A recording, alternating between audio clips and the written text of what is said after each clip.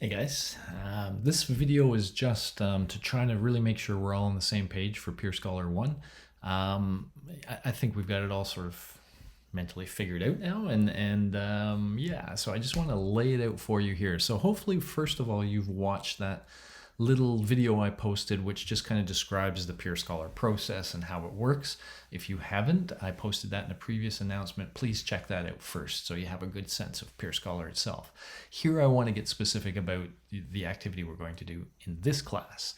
As I've thought about it more and more, I like this movie framing of things. I think it really works out well and kind of helps you think about stuff. So imagine this.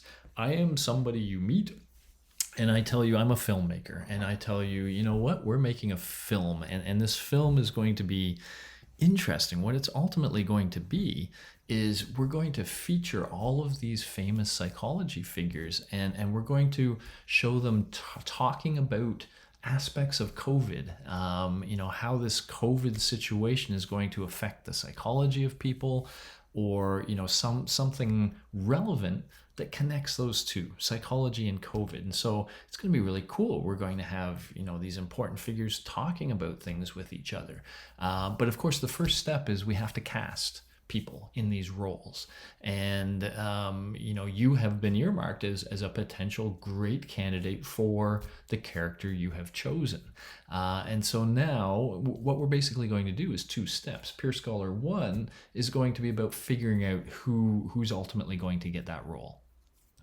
Little side thing. You're all going to get a role. Don't worry. But let's pretend. Let's pretend you're in competition. And so whoever your figure is, let's pretend you are competing with the other people who also have gotten that figure for the role.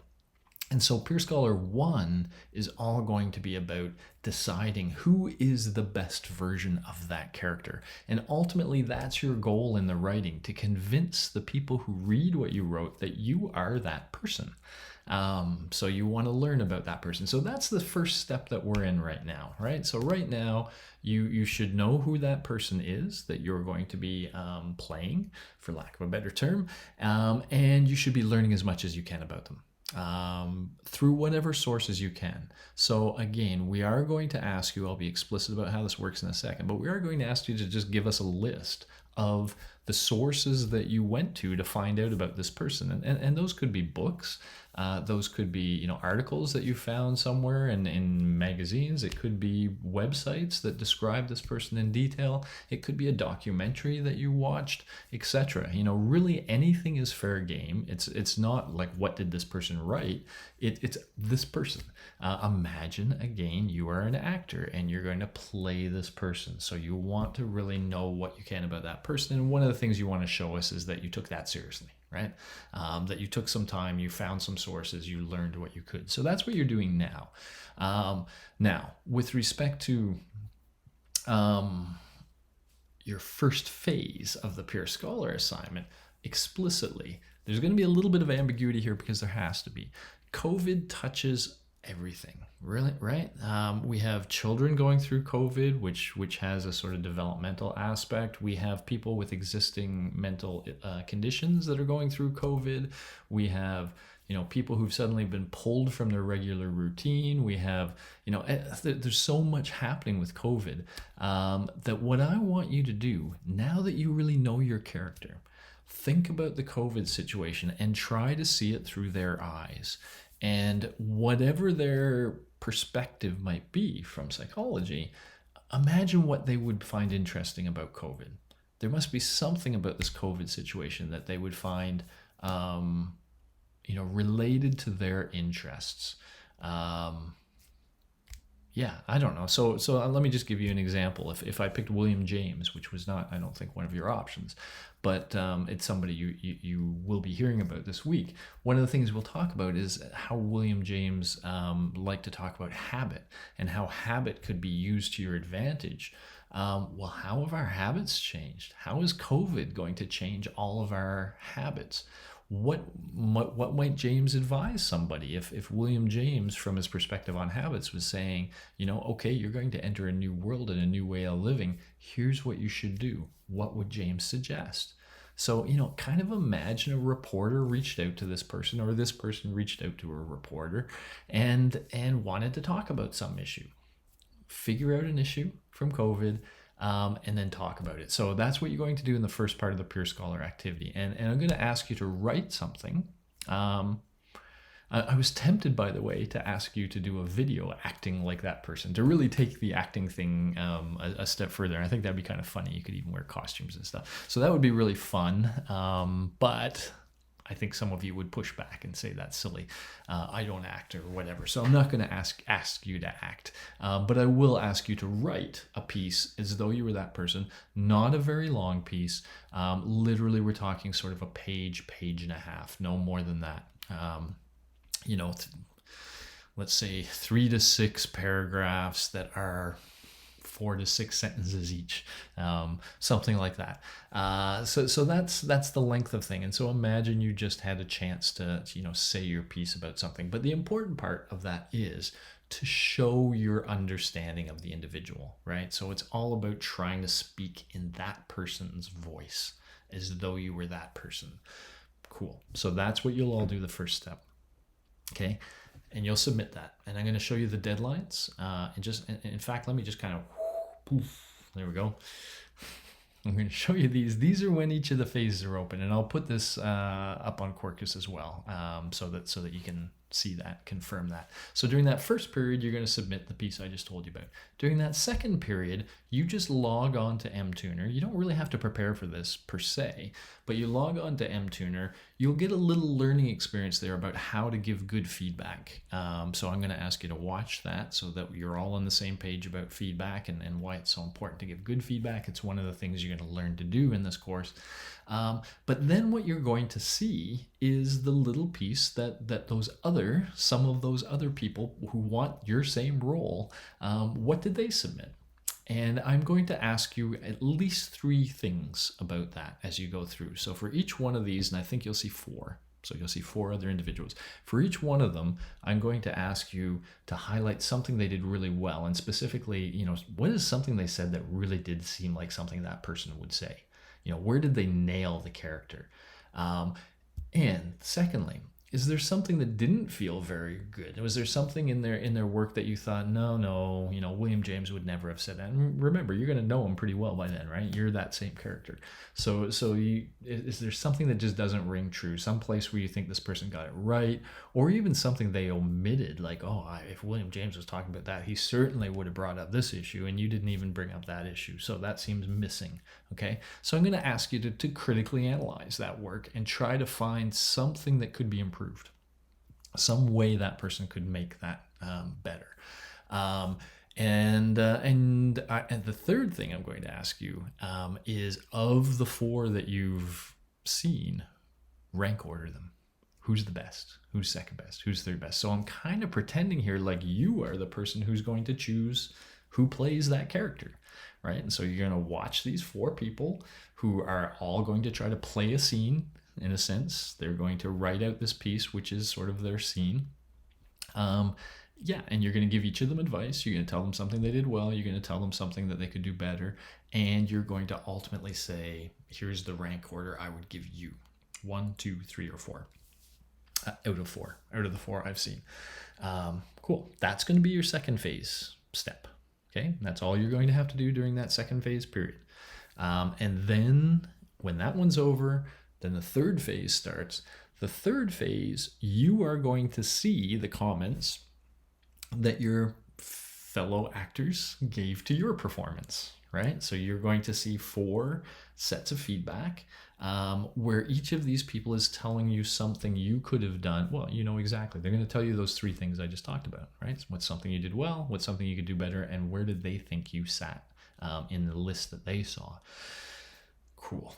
I am going to ask you to analyze each of those bits of feedback to give that person back some information about what you thought about their feedback. So basically, I'm going to ask you a couple of things about it. I'm going to ask you, how useful did you find their feedback? Did they actually show you something you could have done better?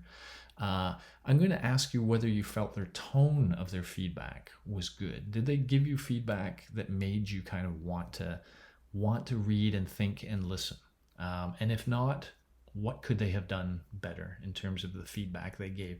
Now remember, you're going to give feedback to a bunch of people, and so you're going to ultimately see how people reacted to your feedback as well. So that's what we're doing. We're kind of communicating back to the feedback sender what you thought of that feedback. Yeah, and so you're going to do that piece by piece for each of those 4. You're going to analyze each piece of feedback just by responding to it, and then ultimately I'm going to give you the opportunity to revise your original piece. Given the feedback you've now received, if you had it to do over again, how would you change that piece? How would you make it better? And I'm going to ask you to write a little note that the TAs will see after that, explaining the changes that you made and the changes that you didn't make. Basically showing the TA that you read and thought about each piece of feedback carefully, and that you ultimately made changes that make sense, giving all that. Okay, so those will be the 3 steps. Let me just go over those really quick again. Sort of step 0 is getting to know your character. Step 1 is writing that 1-page piece, let's call it a 1-pager, where it's your character speaking about or to some COVID-related issue. And you're going to have to figure that out. And I know that's a little vague, but that's the challenge. What would this person see? Okay, so you're going to write that 1-pager. That you have to do during phase 1, and it has to be submitted by the due date of phase 1. Okay, then you're going to log in and you're going to give feedback to your peers during the assess phase, and you have to do that sometime between these dates. And then in the 3rd phase, you're going to see the feedback you received, and you're going to analyze that feedback. You're going to revise your work, and you're going to write a little what we call reflection piece to the TAs, letting them know what you did. So that's what peerScholar 1 will consist of. And here are the dates where you have to do each of those 3 things. Keep in mind, again, for step 2 and 3, you don't really have to prepare per se. You will be prepared from what you've done for 0 and 1. So there, it's just a matter of logging in and doing your thing. Let me tell you, if you want to get a good grade in the peerScholar activity, do it conscientiously. What I mean by that is, first of all, try your best on that 1-pager that you write. Try to be clever. Try to kind of connect with something. Find that connection between COVID and the person. If you know that person well enough, you should be able to do that. But secondly, when you're giving feedback to your peers, really try to give them some useful feedback. Don't just read it and go, yeah, it seems okay. I can't think of anything to say. Think of something to say. Okay, for each of those blocks, show the TA that you've taken the time to read that work, to think about it deeply, and to try to give this person some information about what they're doing well, especially about what they could do better. Okay, so we want to see evidence of thought. That's what this is all about, is to try to get you to think. And so what I'm saying to you is play the game. Okay, do what we ask you to do, which is think and show evidence of that in your feedback. And then ultimately, of course, you're going to get feedback and you're going to respond to that.